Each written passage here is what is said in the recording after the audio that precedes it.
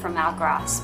หากอุณหภูมิโลกสูงขึ้น 2 องศาจะมีผลกระทบอย่างรุนแรงต่อผู้คนและธรรมชาติในทุกมุมโลก 1 ใน 3 ของประชากรโลกจะต้องประสบกับความร้อนจัดเป็นประจำนำไปสู่ภัยแล้งปัญหาสุขภาพและการเสียชีวิต Almost all warm water coral reefs would be destroyed, and sea ice would melt and devastate wildlife. 우리는 그런 서술 수 없는 상황이 오는 것을 두고 볼 수만은 없습니다. 무엇보다 우리 모두가 책임 의식을 가지는 것이 중요합니다. 모두가 함께 하지 않으면 기후 변화에 대응할 수 없기 때문입니다. 우리가 지금 실천하고 หากพวกเราทุกคนก้าวขึ้นมาด้วยความมุ่งมั่นที่แท้จริง If you world leaders seize this vital moment at COP26, we can still realize what was promised in Paris 2015. We can still save our planet. We can still save our future. As COP26 advocates, we hope you will seize this opportunity. We, Blackpink, and Blinks, our fans, our generation, our world, will be watching and hoping. Let's work together for our planet and take climate action in your area. There you have it, a message from Blackpink, but also their fans Blink, that they will be watching. No pressure then. But next it gives me great pleasure to introduce high-level champion Nigel Topping.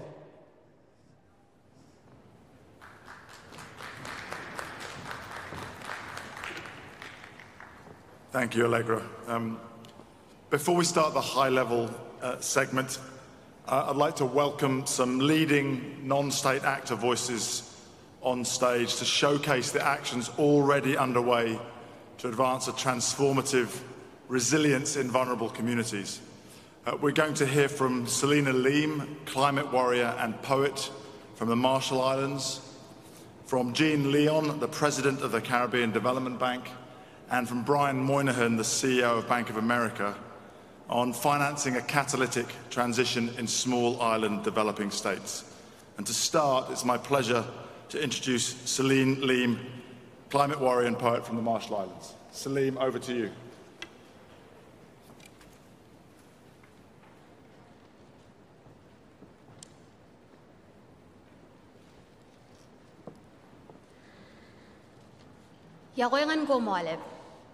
Your Excellencies, distinguished delegates, ladies, gentlemen, and genders, good morning.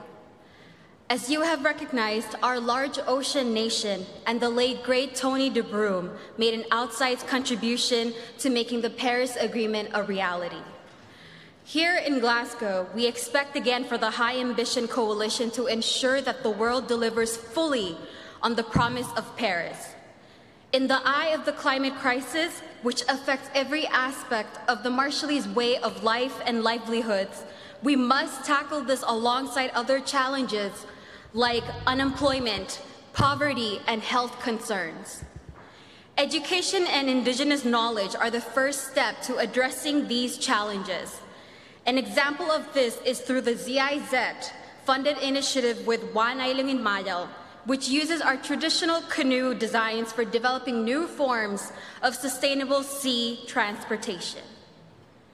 As a youth of the Marshall Islands, I know firsthand the need for collaboration in building resilience and implementing equitable, inclusive, and interconnected climate solutions in small islands. Our government has been spearheading the engagement of youths at every level of decision-making through the creation of the Gwengesh Pledge. I encourage other countries to sign up for this pledge. If the Marshall Islands achieve its goal for 100% renewable energy, it will mean that our families will stop experiencing power outages on a weekly basis and free up government resources for our people's most important needs, like health and education. But to achieve that, communities, organizations, and institutions that need to build their capacity, we must draw on the wisdom of our Pacific Island leaders and share our successes in return. And we need collaboration between island communities, donors, and project developers to build projects that really reflect the priorities of our communities. It is through this type of collaboration that we can make SIDS more resilient to climate change and support all generations of island communities. As our great champion Tony de Broom used to say, the thought of having to give up our islands is repulsive to us.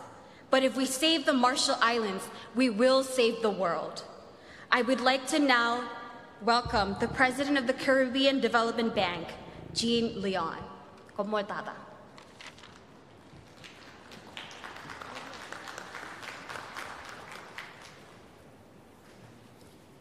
Thank you, Selena. Your Excellencies, distinguished delegates, ladies and gentlemen, good morning. Small island developing states are at the forefront of climate action, even while we face some of the worst impacts from sea level rise, storm damage, and loss of coastal ecosystems. For the past 40 years, islands have been battered by natural hazards, yet access to finance remains completely inadequate.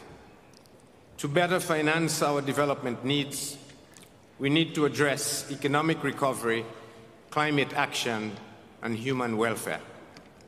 Partnerships will be critical. The Caribbean Development Bank, along with the Inter-American Development Bank and the Green Climate Fund, therefore proposes the creation of a multi-donor financing facility to spur public and private investment, including in climate solutions and resilient infrastructure and institutions. This will include a framework to measure and adjust finance based on the cost and duration of recovery from natural hazards. This partnership model, which could be emulated in the Pacific, will develop new financial instruments to de-risk and mobilize capital, to leverage public funding to catalyze private financing, direct funding towards resilient mitigation and adaptation projects, and integrate long-term capacity development through committing to specific reforms. This investment vehicle will contribute finance to the estimated $130 billion needed across Caribbean and Pacific seas to achieve 90% renewable energy by 2040. Our islands do not want to stop there. We need to target sustainability, equity, and resilience as we focus on infrastructure, energy systems, institutions, communities, and ecosystems. In addition, another initiative that will mobilize finance in islands for mitigation and adaptation is the Climate Finance Access Network. This initiative is being launched in the Pacific islands of Fiji, Kiribati, Papua New Guinea, Samoa, the Solomon Islands, Tonga, Tuvalu, and Vanuatu, and will accelerate the development of projects and help structure financing for impactful mitigation and adaptation projects. Now, I would like to welcome Brian Moynihan, President of Bank of America, to announce exciting action his institution is taking to accelerate action in SIDS. Thank you.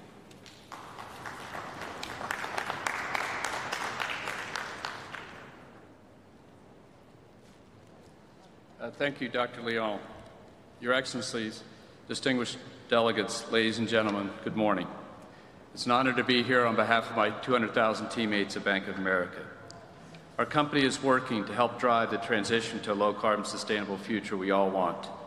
We have pledged to achieve net zero emissions in our financing, our operations, and our supply chain by 2050. To get there, we'll provide $100 billion per year in financing through 2030, over $1 trillion to the effort. I also have the honor of serving as co-chair to His Royal Highness the Prince of Wales in the Sustainable Markets Initiative, or what we call the SMI.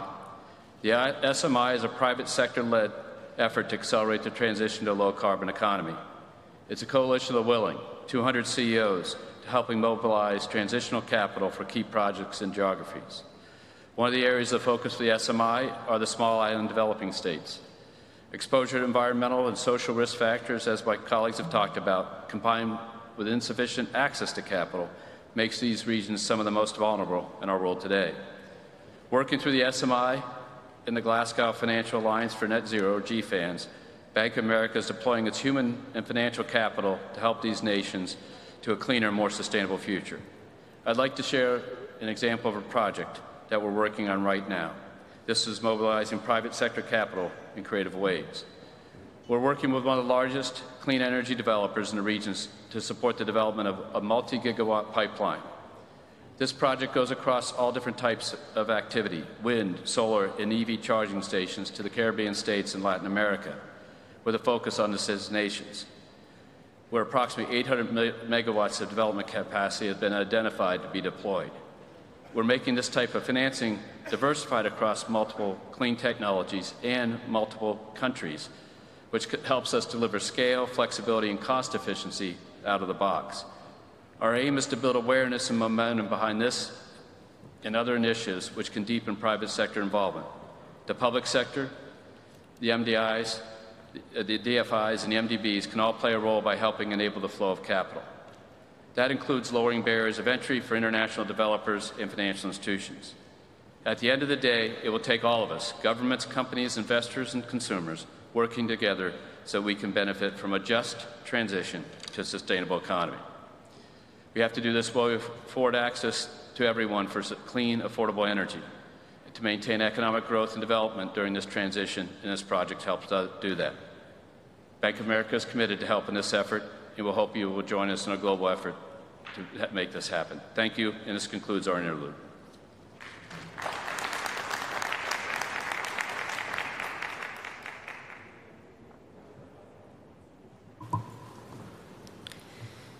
Distinguished heads of state and government, delegates, ladies and gentlemen, honored guests, I now open the joint fourth meeting of the COP26, fourth meeting of CMP 16, and fourth meeting of CMA 3rd. As we continue the national statements, I would like to remind distinguished heads of state and government of the actions in place to ensure effective time management. There is a 3-minute time limit for statements during the high-level segments. Statements should be as concise as possible, noting that full text of the official statements will be made available on the UNFCCC website. And finally, please note that heads of state and government who are not in the plenary at the time for delivery of their statements will be scheduled to speak at the end of all statements of the same category. Allow me to also remind you of the COVID-19 protocols to ensure the health and safety of all participants. In accordance with the UNFCCC COP26 COVID-19 Code of Conduct, participants must wear face coverings except when eating, drinking, sitting in office spaces, meetings, sitting to perform negotiations, or are medically exempt. United Nations guidance and practice recommends face coverings to be surgical or FFP2. Delegates should wear face masks while seated, where social distancing is not possible. As part of the hygiene measures to ensure a safe environment of all participants, statements will be delivered from alternate rostrum. Dear distinguished heads of states and government, delegates, ladies and gentlemen, honored guests, let us begin. It is my pleasure to welcome His Excellency, Mr. Umaro Sissoco Embalo, President of Guinea-Bissau. Your Excellency, you have the floor.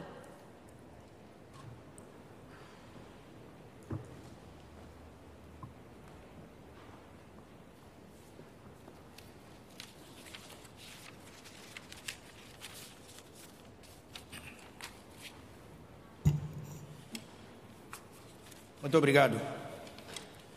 Senhor Primeiro-Ministro do Reino Unido, Boris Johnson, Senhora Nicola Sturgeon, Primeira-Ministra da Escócia, chefes de Estado e chefes de Governo, Senhora Lok Sharma, Presidente do COP26, Senhora Patrícia Espinosa, Secretária Executiva da Convenção das 4 Nações Unidas sobre Alterações Climáticas, Senhor Philip Bratt, Lord Provost da cidade de Glasgow, minhas senhoras, meus senhores.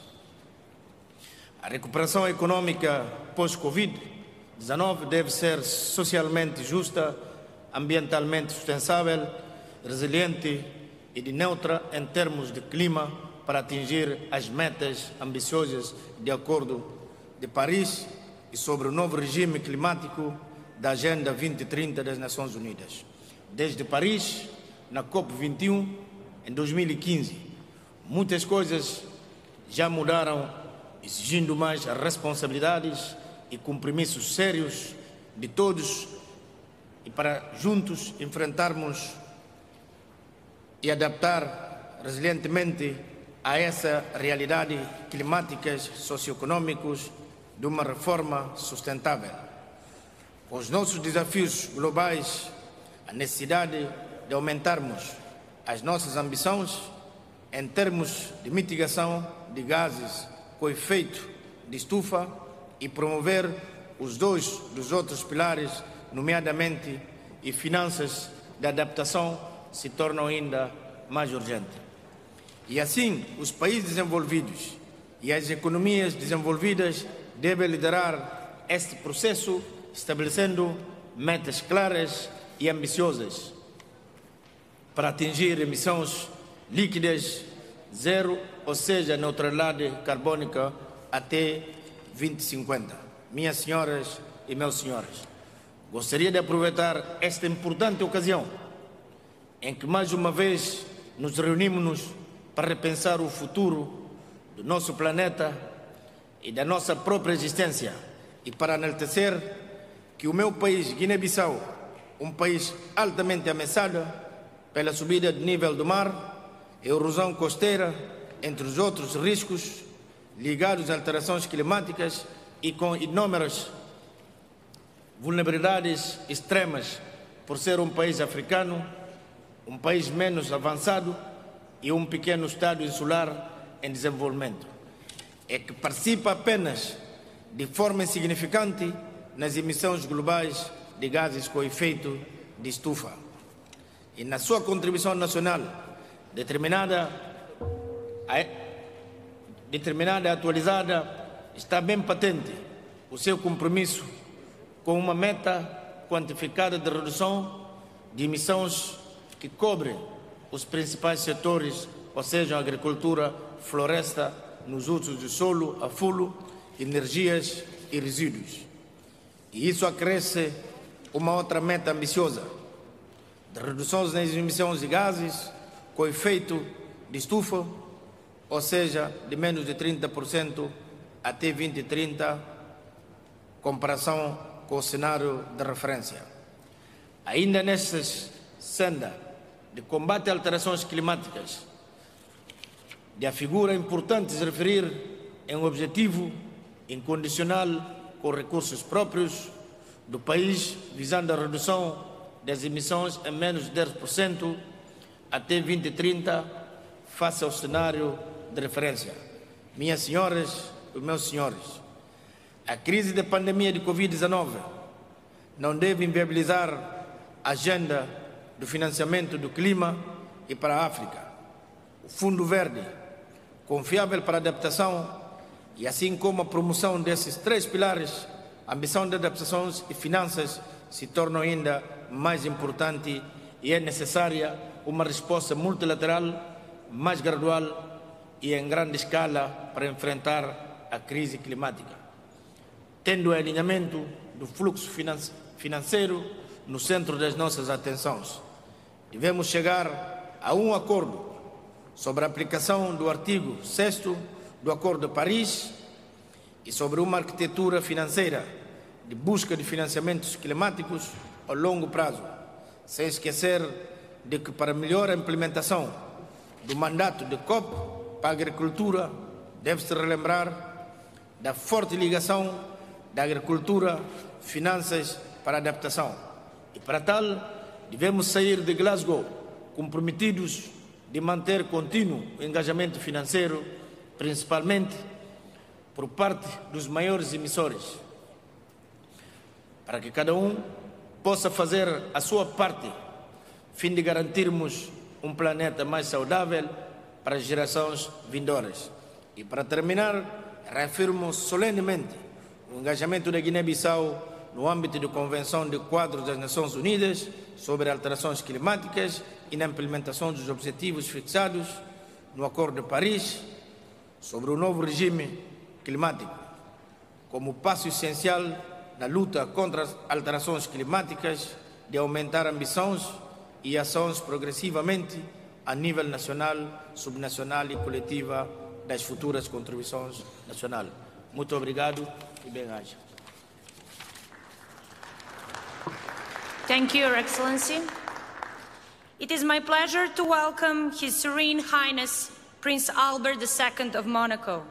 Your Excellency, you have the floor. Thank you very much. Merci beaucoup. Mesdames et Messieurs les chefs d'État et de gouvernement, Monsieur le Président de la COP26, Excellences, Mesdames et Messieurs, chers amis. Je suis heureux que cette conférence des partis puisse enfin se tenir après une année et demie d'inquiétude et de report, et que la question de la lutte contre les changements climatiques retrouve sa place dans l'agenda international, une place qui doit être centrale, car notre avenir en dépend. Je ne peux m'empêcher pourtant de ressentir une certaine forme de déception. Ayant le privilège d'être l'un des plus anciens participants à ces réunions et d'avoir par conséquent la mémoire de très nombreuses COP précédentes, je me souviens des constats que nous y avons partagés, des promesses que nous y avons faites et des espoirs que nous y avons soulevés. Or, je constate aujourd'hui que nous ne sommes pas à la hauteur de ces promesses et de ces espoirs. Nous ne sommes pas à la hauteur des engagements pris en 2015 à Paris lors de la COP21. Nous ne sommes pas à la hauteur du défi climatique. Mais heureusement, il est encore temps d'agir. Il est encore temps de limiter le réchauffement planétaire à 1,5 degré Celsius, un seuil dont le GIEC nous a montré à quel point il constituait une limite. Pour cela, il nous faut absolument finaliser les règles d'application de l'accord de Paris, notamment dans le domaine du marché du carbone et de la clarté des engagements des États. Il est encore temps de développer un autre modèle énergétique, seul à même de garantir notre avenir commun. C'est ce que la principauté de Monaco s'efforce de faire à son échelle par une politique volontariste qui a déjà porté ses fruits. Avec 10% de notre parc automobile désormais électrique, l'électrification totale d'ici à la fin de l'année de notre système de collecte des déchets et de notre réseau des transports publics urbains d'ici 2025, avec l'installation de boucles thalassothermiques pour le chauffage urbain, en même temps que la suppression du fioul pour le chauffage domestique, avec l'amélioration de l'efficacité énergétique des bâtiments et le développement de l'énergie solaire, Monaco remplit sa part de ce combat commun. Dans le même temps, en ayant lancé l'initiative Monaco Finance Durable, nous impliquons le secteur financier de la principauté pour qu'il se tourne vers les investissements répondant aux critères environnementaux, sociaux et de bonne gouvernance. Et Monaco prend aussi ses responsabilités hors de ses frontières, en s'engageant à augmenter ses financements internationaux pour le climat sous forme de dons, et ce jusqu'à 2030, avec un montant dès à présent budgété à 1,3 million d'euros pour 2025. Il est encore temps aussi, et on sait combien cela me tient à cœur, de sauver nos océans, si précieux pour les équilibres de notre chère planète. Par exemple, par le développement des aires marines protégées, pour qu'ils puissent continuer à jouer leur rôle essentiel d'atténuation des changements climatiques.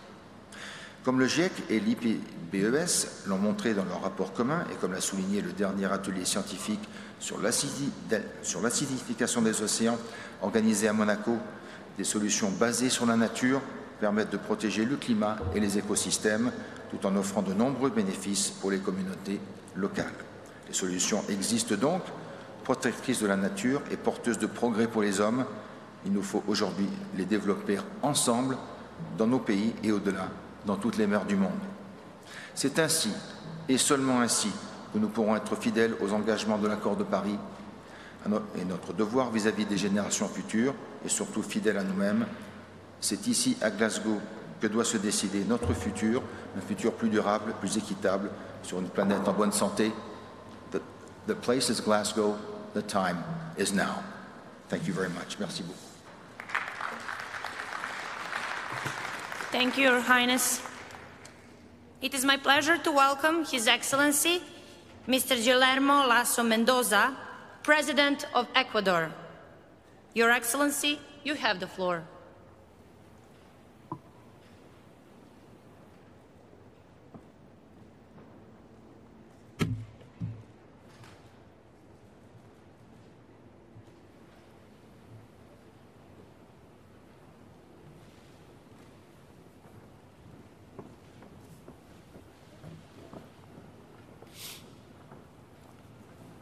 Señora Presidenta,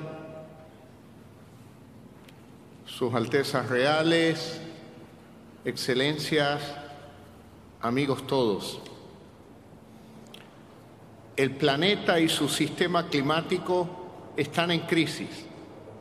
Los efectos los vemos desde los polos hasta la Amazonía, con consecuencias directas en inseguridad alimentaria, pérdida de ingresos, enfermedades, escasez de agua, daños en infraestructura, desplazamientos forzados, pero sin duda con un impacto mayor en los más pobres y vulnerables, además de limitar el pleno ejercicio de los derechos humanos. Sin embargo, toda crisis ofrece también oportunidades, así que para aprovecharlas se requiere una acción global basada en un multilateralismo fuerte y renovado y una mayor cooperación y solidaridad internacional. Esto no solo es ético, sino que además es económicamente conveniente. Esta COP es quizás la última oportunidad para demostrar el compromiso y la corresponsabilidad común, pero diferenciada, de todos los estados y de toda la comunidad internacional. Tenemos problemas locales que requieren de compromisos globales. Señora Presidenta, Ecuador es uno de los 17 países megadiversos del planeta que en conjunto poseen más de las 2/3 partes de toda la biodiversidad del mundo. Y a pesar de ser responsable de apenas el 0,18% de las emisiones globales, hemos ido más allá y en apenas 5 meses de mi gobierno nos convertimos en el primer país de América Latina y el cuarto en el mundo que adopta la política pública transversal de la transición ecológica hacia una economía circular, resiliente y baja en emisiones. Es por eso que Ecuador tiene una clara meta de reducir el 22,5% de nuestras emisiones hasta el 2025. Nuestra política climática más ambiciosa es el proceso de construcción del Plan Nacional de Transición hacia la descarbonización de nuestra economía para 2050, con proyectos de inversión en movilidad eléctrica, energías renovables, agricultura, turismo y hábitats sostenibles y economía circular, lo cual requiere de un importante incremento de la cooperación y del financiamiento climático internacional y la participación del sector privado y todos los demás actores de la sociedad. Sin embargo, todos estos esfuerzos serán insuficientes si en esta COP no avanzamos en la determinación de un nuevo objetivo global de financiamiento climático, con un componente de subvenciones para adaptación y para enfrentar las pérdidas y daños derivados del cambio climático. Señora Presidenta, he reservado para el final un anuncio histórico para nuestro país y el mundo. Este anuncio tiene que ver con nuestras Islas Galápagos y sus aguas circundantes, joya de nuestra biodiversidad y verdadero laboratorio viviente que, a pesar de contar con un modelo de conservación y manejo sostenible, enfrenta serias amenazas por el calentamiento global, la basura plástica, entre otros desequilibrios que ponen en riesgo nuestra biodiversidad, seguridad alimentaria, desarrollo económico y social. Frente a ello, luego de un fluido proceso de diálogo llevado a cabo desde mi primer día de gobierno, hoy tengo el honor de informar que hemos alcanzado un consenso entre los sectores involucrados, como el pesquero, turístico, conservacionista, entre otros, para establecer una nueva reserva marina en las Islas Galápagos de 60.000 kilómetros cuadrados que se añaden a los 130.000 ya existentes en la reserva, lo cual no solo fortalecerá la protección de su biodiversidad, sino también nuestra lucha contra el cambio climático.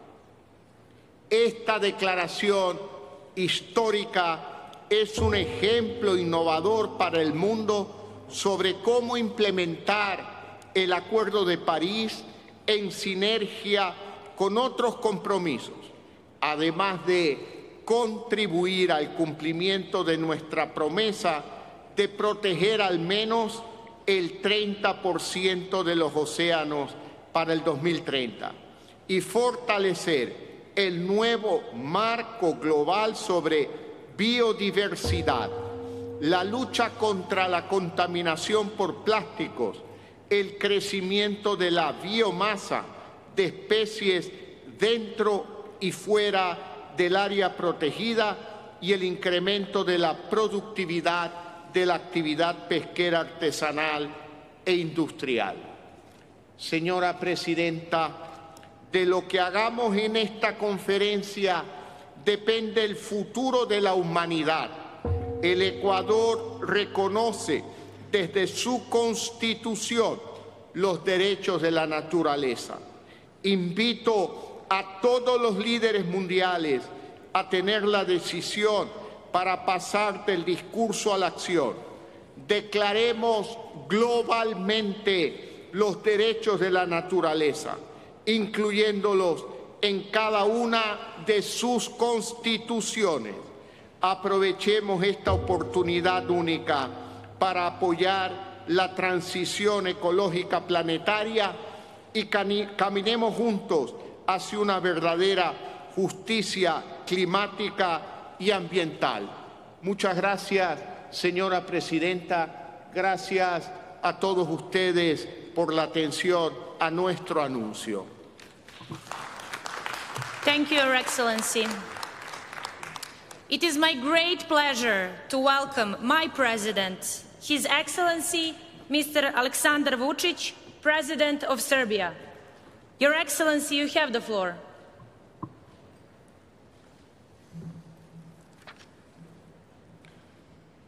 Your Excellencies, distinguished delegates, dear Sarah, at the very beginning, I feel obliged to thank Prime Minister Boris Johnson and Her Majesty's government for exceptional hospitality. I feel privileged to represent the Republic of Serbia at this important place and at the highest level World Forum in working on the most important topic of today, promoting climate awareness. We all agree that we must make investment into climate and environment. We all likewise agree that future generations must be educated in order not to repeat the mistakes we made by hurting the only planet that makes life possible. I'm very honored that the Republic of Serbia is co-chairing this year's conference as a non-EU representative of the Eastern Europe group. In concrete terms, we see a special contribution of our expert team in finalizing negotiations on implementation of Article 6 of the Paris Agreement, which refers to establishment of global market and non-market mechanisms for reducing greenhouse gas emissions, as well as to remaining provisions referring to advanced transparency framework and common timeframes for nationally determined contributions, which are the key provisions of the agreement that have not yet been covered by the decision that is to be adopted by the conference, i.e. all member states. We therefore believe that this is an exceptional opportunity for Serbia to give its full contribution to finalization of negotiations, which we hope will secure full implementation of the Paris Agreement. As a result of strong economic development modeled for Serbia by 2050, the impact of implementation of climate measures to employment will be optimal through new jobs creation and creation of new industries which have not existed so far. €1 billion was raised at the first green bonds auction in Serbia, which clearly confirms trust of international investors to our green agenda, but also to economic and political stability of our country. Incomes from green bonds issuance will be used for financing renewables, energy efficiency, sustainable water management, prevention of pollution, and circular economy development and biodiversity preservation. And as you can see, dear friends, my people made a terrific speech for me, but I'm going to add a few more words and a few more questions for those that are coming from big powers and that haven't answered yet on several questions. Number one is how we're going to finance all these activities. We heard a story of $1 trillion that are at our disposal. My question would be, what would be the interest rate? What would be the terms for taking these amounts of money?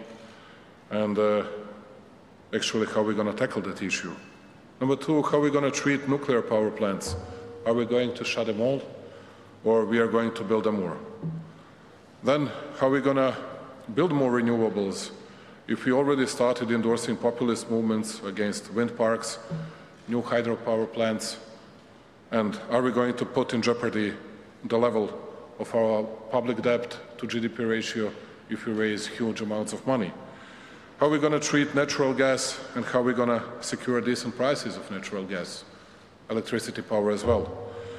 And I came here using electric car from Edinburgh to Glasgow, but how are we going to do mining and refining of lithium, nickel, cobalt, and many, many other very important minerals? At the end, we all know what is our final aim, what is our final target, but it's not a fairy tale. We'll have to work a lot, we'll have to be 100% dedicated, and we'll have to be more honest to each other. Health of people living in Serbia depends directly on implementation of this agenda, just like health and life of each living being on Earth depends on arrangements that will be reached here and on national implementation of the respective arrangements. The great William Shakespeare wrote that the earth has music for those who listen. Perhaps it is the right time to listen and hear cry of the Mother Earth, because if we lose this race against time, our children will inherit irreparably polluted planet. Thank you very much for listening to me. Thank you, dear President, once again. Thanks a lot. Thank you, Your Excellency. It is my pleasure to welcome His Serene Highness Hereditary Prince Aloy of Liechtenstein. Your Excellency, you have the floor.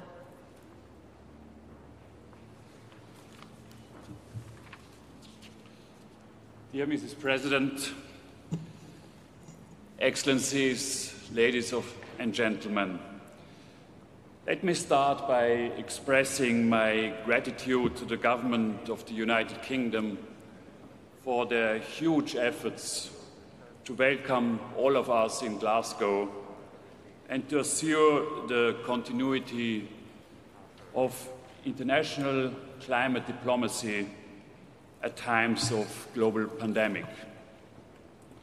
The fact that so many of us are present at highest possible political level is a proof of the importance and urgency of the topic.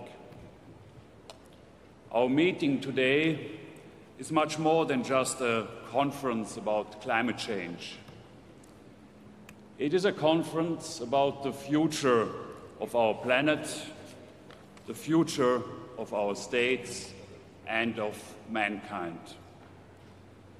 It is our moral duty to ensure a livable planet and a healthy environment for future generations.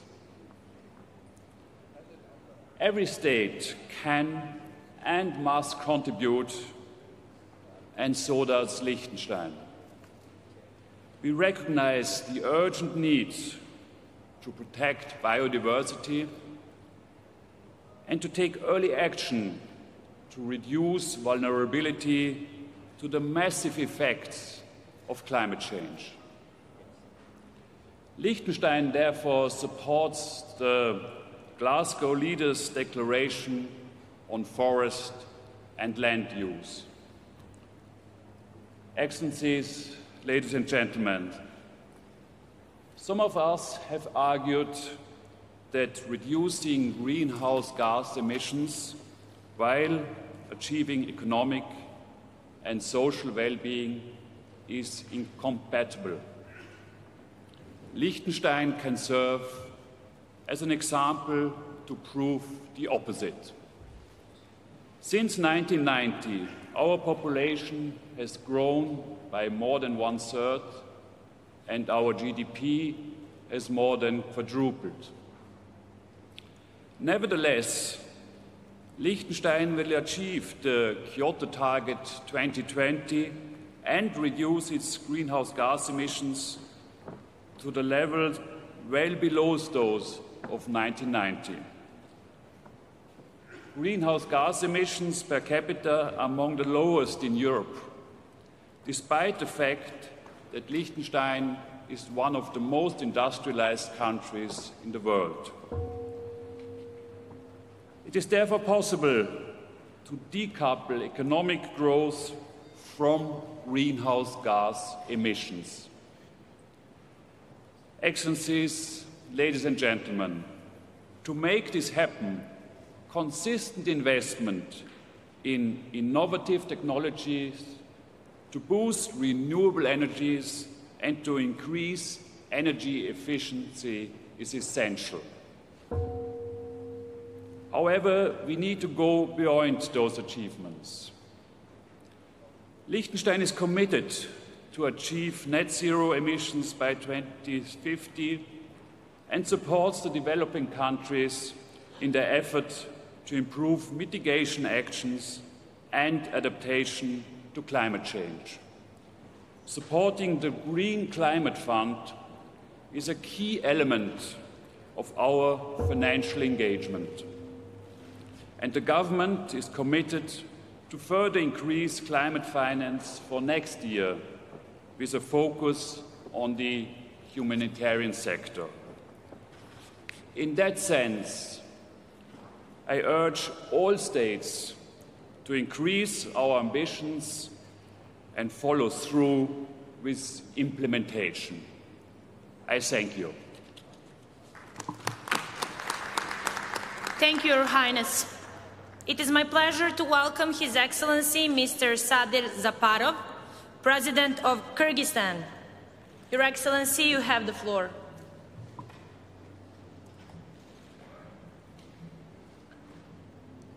Урматтуу мамлекет жана өкмөт башчылары, урматтуу Бириккен Улуттар Уюмунун башкы катчысы, урматтуу төрага.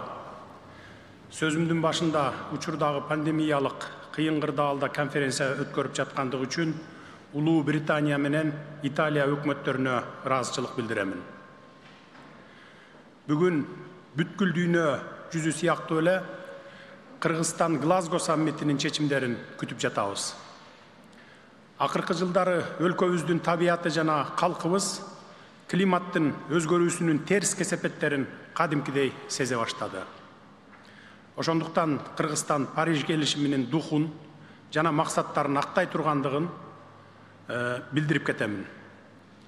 Аны ишке ашыруудагы татаал кыйынчылыктарга карабай, биз позитивдүү маанайдабыз.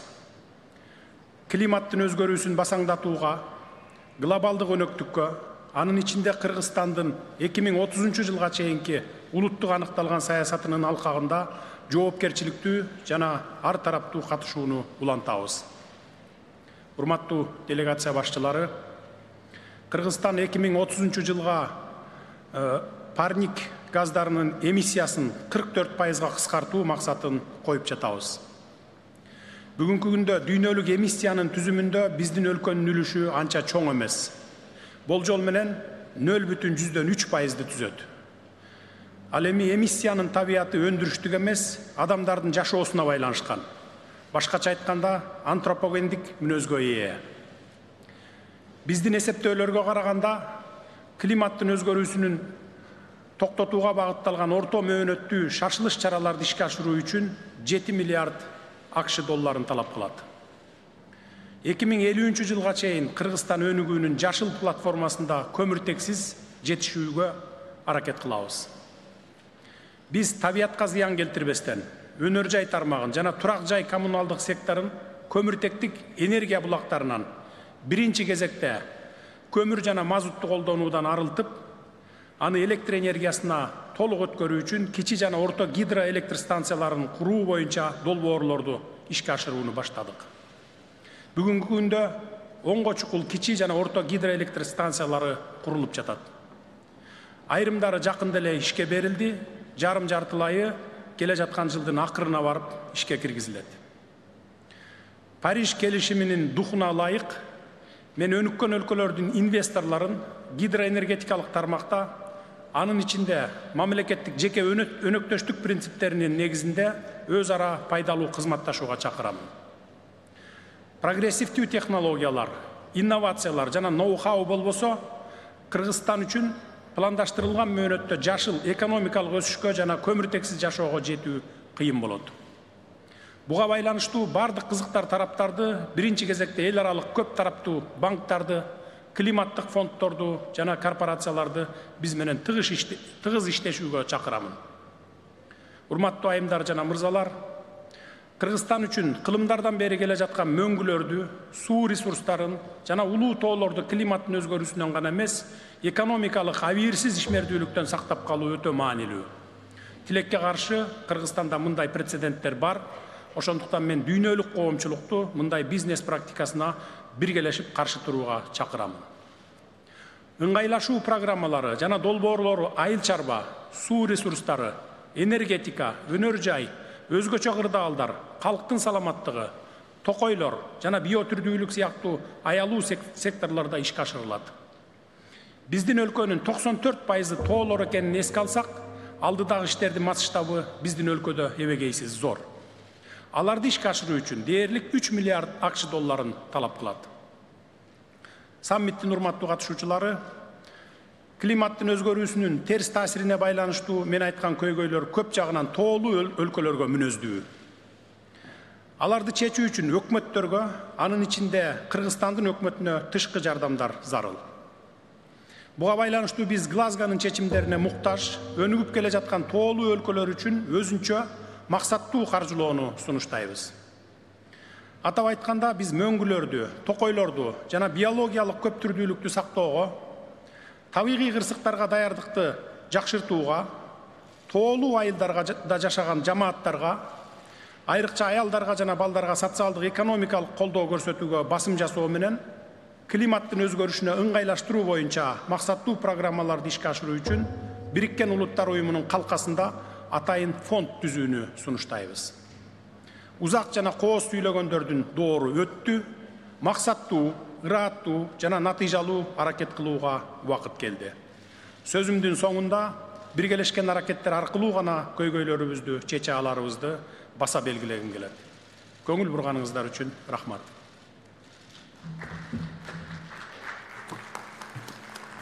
Thank you, Your Excellency. It is my pleasure to welcome His Excellency Mr. Santoki, President of Suriname. Your Excellency, you have the floor.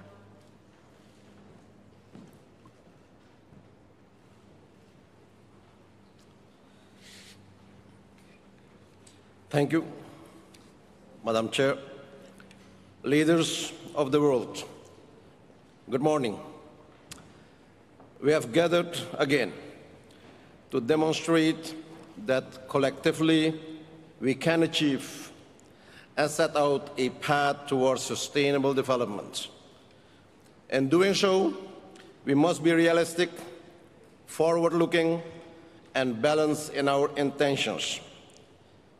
We must be realistic because by signing the Paris Agreement in 2015, almost the entire world agreed to keep the expected rise in temperature well below 2 centigrade and preferably below 1.5 centigrade. I cannot express my profound disappointment that neither the financial support nor the mitigation measures and the reduction of emissions promised in 2015 have been realized. Countries with low-lying coastal areas like Suriname and the small island developing states are amongst the most vulnerable countries, yet these countries receive no more than 2% of global climate finance between 2016 and 2018. The compassion demonstrated in 2015 seems to be lost, and these countries are in no way responsible for the devastating triggers of climate change, are facing mounting fiscal and debt problems caused by inter alia climate loss and damage. These countries are also facing the financial and social impact of the enduring COVID-19 pandemic. We have to look forward because the future is now. We have no choice than to act now in a cooperative and collective manner. Only by working together we'll be able to face the challenges of climate change. The people and the private sector have embraced the objectives of climate mitigation and adaptation policies. There is widespread support for the transition towards a green economy. Let us agree on the mechanisms that will support countries, especially the small island developing states and the country with low-lying coastal areas like Suriname in making this transition. We must be innovative in our thinking. Our dreams of carbon emission reduction will not just happen because we want it. We will need to continue investing in developing carbon reduction, end-user products, and more cost-effective carbon removal technologies. We must have also a balanced approach because we must recognize the different levels of development in a historical perspective. We see double standards creeping in our thinking, whereby those who have already benefited from carbon-driven economies would like to prevent emerging economies to lay similar foundation for the political stability, social development, and economic prosperity. We also must realize that all the good intentions will mean less or nothing if not underpinned by new concessional financing. Existing financial instruments must be reviewed regarding their efficiency and effectiveness. Suriname is a carbon-negative nation during difficult times, and many temptations so far has managed to retain 93% of its forest cover, its wide range of ecosystems, and its rich biodiversity. And we remain committed to maintain this commitment, as we have demonstrated by endorsing the Glasgow Declaration on Forests and Land Use. We see our commitment as a moral, developmental, and environmental investment for which appropriate compensation means and mechanisms need to be created to support sustainable transition in a green economy based on renewable energy sources. Our ambitious NDCs identify 4 sectors that generate 70% of Suriname's emissions, while at the same time they generate most income for the people of our country. Madam Chair, Suriname, being one of the few carbon-negative countries in the world, has taken bold steps to identify mitigation and adaptation measures to build resilience to counteract this effect of climate change and to reduce emissions while continuing to conserve our biodiversity and strengthening sustainable forest management. We hope that the world recognizes our efforts and support us while we create a new architecture of green development where nature and modern development exist in harmony. Suriname remains committed to the Paris Agreement, and with its limited means will continue to protect and preserve and maintain our forests and biodiversity in a positive and balanced manner. Madam Chair, we expect the same commitment for all those gathered here today and those who are not here. Our decisions and commitments must be global, forceful, trustworthy, but above all, realistic and supported by political will and financial means. Leaders, our youth is waiting to see what we decide to create, a secure and sustainable future, and what we leave them behind to build on. No doubt, an enormous task, but we owe it to this and next generations, and with collective will, we can save the world. Let we express leadership, let we take responsibility, and let we make the difference to save our planet. I thank you for your kind attention. God bless you all. Thank you. Thank you, Your Excellency. It is my pleasure to welcome Her Excellency Ms. Samia Suluhu Hassan, President of Tanzania. Your Excellency, you have the floor.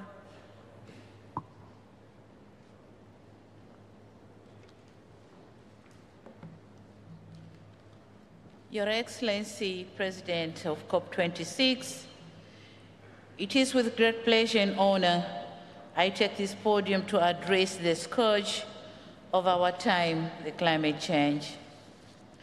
We in Tanzania have not been spared by these events. Sea level rise is eating at arable land. Our pride, the Mount Kilimanjaro, is drastically becoming bald due to glacier melting. And we are experiencing unpredictable floods and droughts. We are experiencing all these despite our resolve to dedicate 48 million hectares to forest conservation as global service to carbon sequestration. Our exotic and beautiful archipelago of Zanzibar is struggling with temperature rises, saltwater intrusion, and inundation, thus impacting its tourism ecology. Excellencies, what does all this mean to a poor country like Tanzania?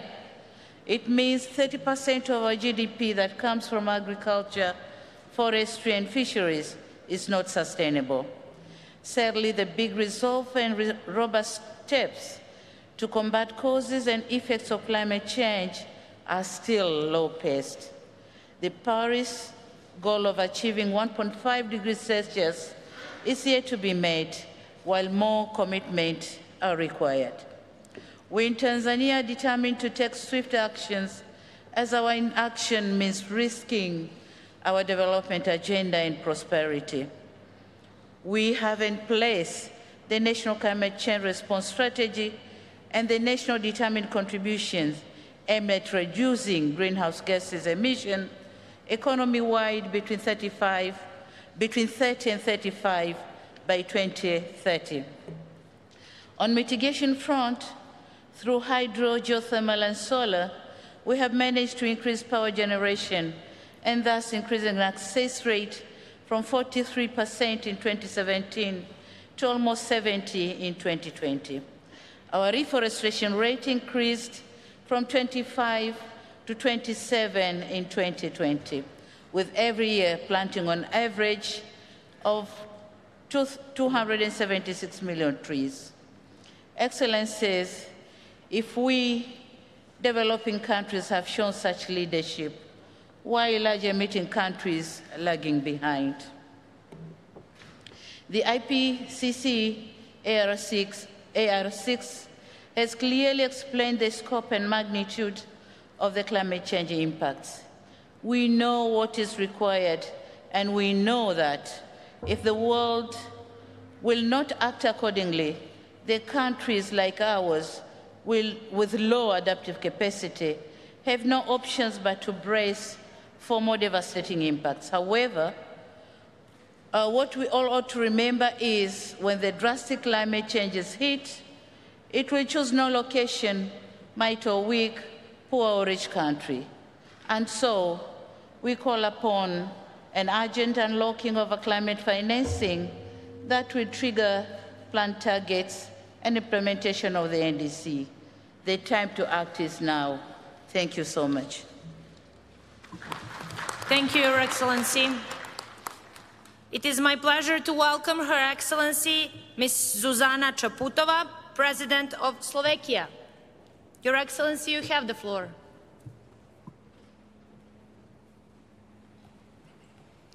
Excellencies, ladies and gentlemen, COP has met several times since we agreed in Paris to reach net zero by mid-century. Yet the science is very clear. We are nowhere near this goal. Glasgow is make or break for the planet. We must double down on our efforts to cut emissions and mitigate the impact of the climate crisis.